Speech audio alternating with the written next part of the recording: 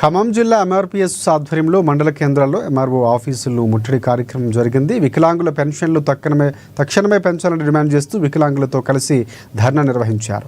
ప్రభుత్వం ఇచ్చిన హామీ ప్రకారం 2000 నుంచి 4000 రూపాయలకు, అలాగే 4000 నుంచి 6000 రూపాయలకు పెన్షన్లు పెంచి వారిని ఆదుకోవాలని ఎంఆర్పీఎస్ ఆధ్వర్యంలో కోరారు. ఆత్మ బంధువు, వృద్ధులు, వితంతువులు, ఒంటరి మహిళలు, గీత కార్మికులు, చేనేత కార్మికులు, బీడీ కార్మికులు, పెద్ద దిక్కు మందకృష్ణ మాదిగాని ఈ సందర్భంగా వాళ్ళు వెల్లడించారు.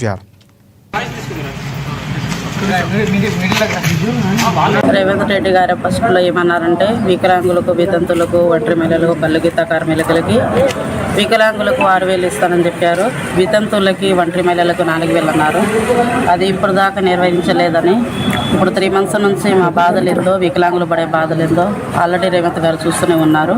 మా సమస్యలు ఏందో పరిష్కరించాలని కోరుతున్నాం. రేవంత్ రెడ్డి గారు ఎన్నికలకు ముందు ఎన్ని హామీలు ఇచ్చారు? మీరు పింఛన్లు మీకు ఎంత వస్తుందమ్మా, ఇందిరమ్మ రాజ్యం రాగానే మనకు ఎంత ఇస్తామమ్మా అని చెప్పి వాళ్ళ నోటితోనే అనిపించుకొని ఈ రోజు ఇందిరమ్మ రాజ్యంలో వితంతువులు కాని రావట్లే, వృద్ధులు కాని రావట్లే, వికలాంగులు కాని రావట్లే. వీళ్ళని మోసం చేసి నువ్వు ఈ రోజు ప్రతి ఇంట్లో ఒక వికలాంగుడు గాని, వితంతుడు గాని, వృద్ధులు గాని ప్రతి ఇంట్లో ఒకళ్ళు పింఛన్ తీసుకునే వాళ్ళు ఉంటారు.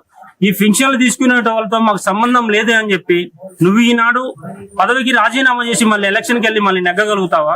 మన రాష్ట్రంలో 50 లక్షల మంది పెన్షన్దారులు ఉన్నారు. అంటే 50 లక్షలదారులకి వాళ్ళ ఇంట్లో ఒక్కొక్కళ్ళు ఇద్దరిద్దరు వాళ్ళకి సపోర్ట్ చేసినా 1.5-2 కోట్ల మంది నువ్వు ఓట్లు వద్దనుకుని నువ్వు ఎలక్షన్కి వెళ్ళగలే దమ్ము నీకున్నా నువ్వు ఎందుకు వీళ్ళ పట్ల చిన్న చూపు చూస్తున్నావు? వీళ్ళని రేవంత్ రెడ్డి గారు ఫస్ట్లో ఏమన్నారంటే వికలాంగులకు రేవంత్ రెడ్డి గారు ఎన్నికలకు ముందు ఎన్ని హామీలు ఇచ్చారు? మీరు పింఛన్లు మీకు ఎంత వస్తుందమ్మా, ఇందిరమ్మ రాజ్యం రాగానే మనకు ఎంత ఇస్తామమ్మా అని చెప్పి వాళ్ళ నోటితోనే అనిపించుకొని ఈ రోజు ఇందిరమ్మ రాజ్యంలో వితంతువులు